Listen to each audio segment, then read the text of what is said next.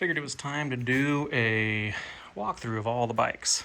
Excuse the mess, I'm working on various projects at the same time, but 2024 Harley Road Glide.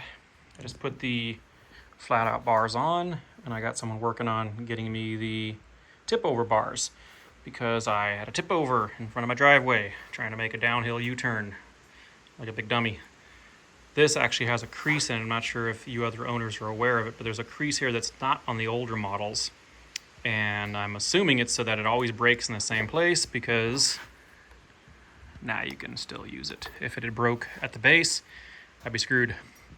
So, got the flat out bar on. The other ones are coming. That's pretty much the only damage from the tip over. A little bit there. Where is it? Right there. And a little tiny bit there, and a tiny scuff on my Vance & Hines. So with that said, this has Vance & Hines Twin Slash. I've got the solo seat on. I also have a sundowner seat and a tour pack with the back seat on it. And I want to get a stealth rack to put on the tour pack. I don't leave the tour pack on all the time because it's just, that low seat is actually really nice for solo riding, along with the stock windshield. I have the 10-inch windjammer as well. So I do a little swap whenever my girl rides with me, put on the 10-inch windjammer, put on the sundowner, put on the tour pack, crank up the suspension a bit, and then go for a ride. Then I've got a 2024 Scout Bobber. I put Viking lockable saddlebags on it.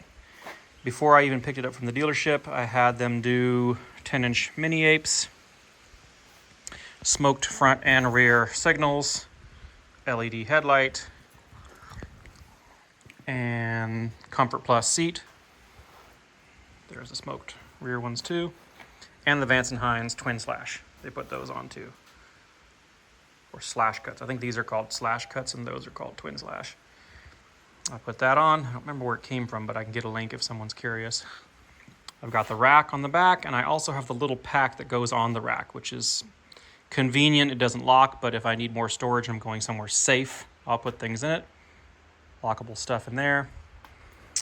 I've got quad locks on all my bikes, except the Road Glide right now, just because Apple CarPlay's built in, so it's not a high requirement. Other than that, nothing else has been done to this. That bike is quick. I love that bike. And then the first bike I had is this one here, which actually runs really well. 1999 Harley Fatboy. It's got 12-inch apes on it, 21-inch thick spoke front. The fenders, drag racing, dual seat. I would like to put a solo seat on it. I don't. Most of the reason we got the Road Glide is because she didn't really like riding on the back of this. It's an acquired taste, if you will, because it's been lowered, and it actually rides pretty soft, softer than the Bobber actually. But you know, if you've got to pick between a throne on the tour pack and riding on the back of that tiny little seat, it's an easy answer. So I might put a solo seat on it, pull the whole back off. This bike does have a different rear wheel. The stock wheel is in store, or the other wheel is in storage. It was leaking, and then when we pulled it off, we found out it wasn't even the right rim for the bike. It had a different rotor, a different pulley, different caliper, all to fit this bike, and it was eating the cables away under there because of it. So my mechanic and I worked together. We got this one. It's not what I want long term, but no one makes a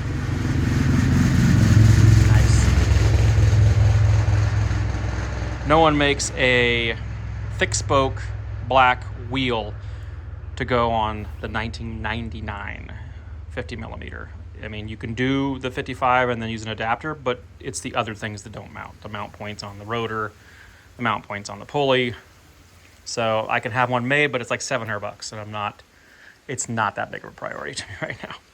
This has Vance & Hines straight shots in 2 1/4, called Vance & Hines because they were straight open. Vance & Hines said they don't make these anymore, and they don't make baffles. So I found some 13-inch baffles on eBay that actually fit perfectly, and not only does it sound much better, but it idles way better now too. it idles perfectly. I can start it, and yeah, just I'll start each bike at some point. I might not do it in this video though. What else?